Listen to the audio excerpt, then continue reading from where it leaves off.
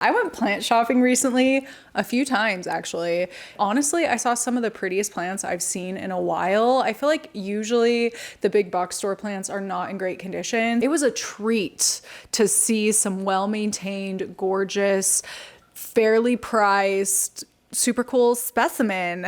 And although I did bring home a handful of plants, two of which are here and here, I did refrain from buying quite a few varieties. Over the years, I feel like I get on here, show you guys what I buy, but honestly, the harder part to me is figuring out what to leave behind. These are a list of plants I've recently almost brought home and didn't, and why? And there is one plant I might go back for, so I'm going to need some input on it. Let me know your thoughts. First plant on my self-controlled myself list, big cacti. I love a menacing cacti. The longer the spikes, the more it looks like it could impale or seriously injure somebody, the more I want to bring it home. I don't know what that says about me, but I loved so many of these really big cactus varieties. There were several of these I was extremely tempted to bring home. I literally picked a few of them up and was like ready to check out before I was like, hang on, I've got two children. Two young boys. They're wild. The guys know how to have fun. I swear they're always flinging each other here and there and climbing up the walls. I just know somebody would end up stabbed within 24 hours. So as much as I love these, that was a no for now until the flinging and wall crawling stops. I don't know what age that goes away, but we'll see down the road. Now on to variegated Hoya Bretonnier. This variety was at every single big box store I visited, okay? It stared at me repeatedly. I swear I could hear it whispering, Harli, take me home. And I have been very tempted by this one. I think it's so cute. Every single one I've seen near me looks extremely healthy. Ugh, the variegation is so pretty. Near me, these are being sold for $6, which is a screaming steal of a deal. It makes it that much harder to pass on. But even though I do love keeping Hoya, in this video, I mentioned a whole list of reasons of why I dislike keeping them, particularly when it comes to how messy Hoya plants can be, especially when they bloom. I just find myself unable to keep up on it when I have too many Hoya varieties at one time. They just get drippy and sticky, and I don't love that. As gorgeous and beautiful and fun as the plants and blooms are. So to talk myself out of this one, I asked myself, Harli, is this actually going to add to my space, my plant collection, my enjoyment in the hobby, or is it just going to add more chaos? Chaos was the answer, so I passed. So I said, and left multiple times, every single store I go to. These are everywhere now. These next plants I saw at a Home Depot and I was shocked. They are the coolest looking plants. I was so tempted to buy a Staghorn fern. They in general are just some of the coolest looking plants. They have such a unique structure and shape. I love all of the different ways they can be mounted and hung to create like diversity in a jungalow home. And variety in displays is something I really strive for in my collection. So yeah, I was tempted. These Staghorns were seriously gorgeous. I was blown away. They looked so healthy, so well kept, and they were quite big size for only $25, which to me is like unheard of. I found myself reaching for a pot of this to bring home, and then I was like, wait, these need a little bit of specialized care.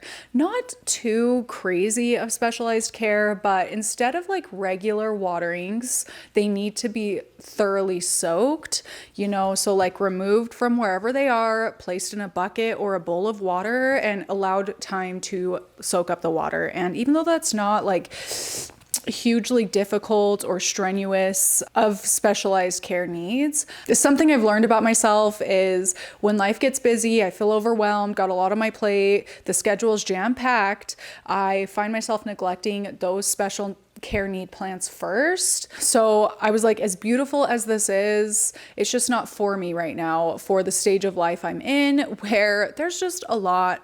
There's just always things popping up. I didn't want to bring it home just to eventually neglect it. As much as it pains me because they were gorgeous. Ficus shaveriana. This is another variety I saw at every single big box store location near me. So they seem to be quite common now, and I was shocked. I was floored to not only see this plant at a big box store, but to see multiple 3 feet tall ones that looked incredibly healthy, super amazing, honestly, like very pristine and well kept. Also to see them for, I think they were 45, maybe 35 to $45. I can't remember. Either way, it's wild because when this plant kind of popped into the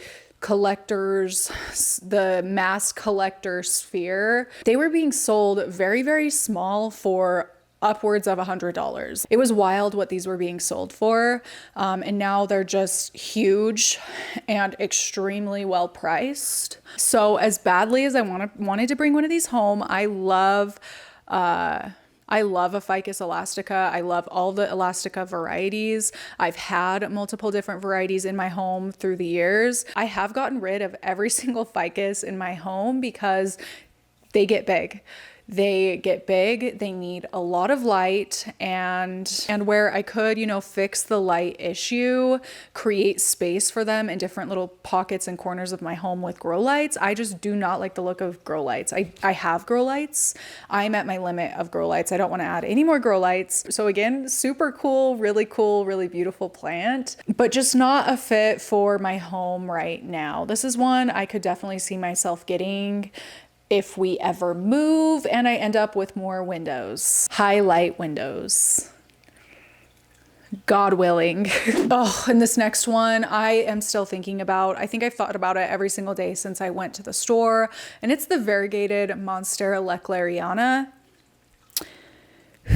Yeah, this one, I'm not over it. I literally never seen one of these in person, and it was actually priced really well. It has a lot of characteristics I enjoy in a plant. It's vining, it's got really long, skinny leaves. It's got some yellowy, creamy variegation. It was really pretty. Oh my gosh, it was so pretty. I probably will never see this plant again, especially priced that well, which made the decision to pass it up a little harder, that much harder for me. I was getting major FOMO here, standing in the plant section of Lowe's. In the video, I showed it very briefly. I stood there with that plant for a solid 5 minutes trying to justify it. And at the end of the day, realistically, I just don't have the light for it. So in my gut, I just knew I would bring it home, stress about it, move it around a million times, trying to find the right spot for it, which just doesn't exist in my house, and then feel bad when it would deteriorate over time.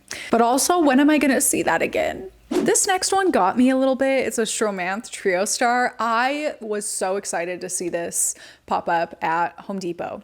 They looked healthy. The coloration was gorgeous. They were all popping new leaves. This is just such a striking, very uniquely colored plant. And again, it has those long skinny leaves that I love. I actually had one of these for years. I kept it in my last home and then for 4 years in this home. And I loved it so much. And seeing it again, I was like, do I need to bring it back into my life? And yes, I really wanted to, but I also in my core just knew I have a lot going on right now. And as much as I love it, I don't want to bring home any plants right now that I can't fully enjoy. And I think a lot of this does just come back to the natural light space I have or don't have, most importantly available. Maybe here my house looks bright, but it's actually really dark in here, and any plants I have need to be consolidated to the windows. My windows are full, so it just is what it is. Maybe one day down the line, I will be able to have one of these again. This is a plant I would definitely consider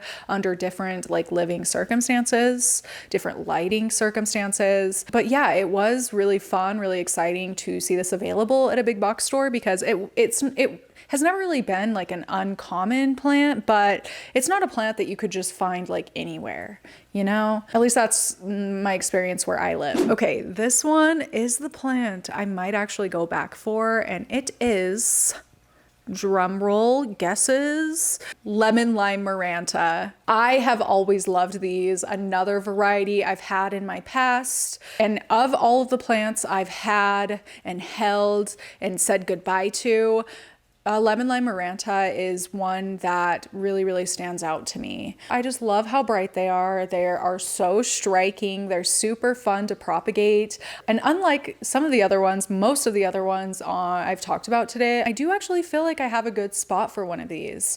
Pretty easy care. And I know Maranta get kind of a bad name as far as being difficult to care for, but I do think Lemon Lime Marantas are one of the easier varieties to maintain. So as I'm standing there, this one is feeling a little bit less of an impulsive, I just like want to buy it to buy it for the rush of buying it dilemma, and more like this actually makes sense for me and my home and my lifestyle. But I also couldn't tell in the moment if I was being logical or just trying to convince myself to get it, you know? So I didn't get it because I do think historically my habit has been to convince myself and roll with it. There's nobody that can convince me of anything the way I can convince myself of something.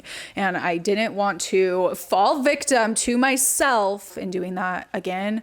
So I didn't get it, but I also haven't fully talked myself out of it yet. It's the plant I have the strongest urge to go back for.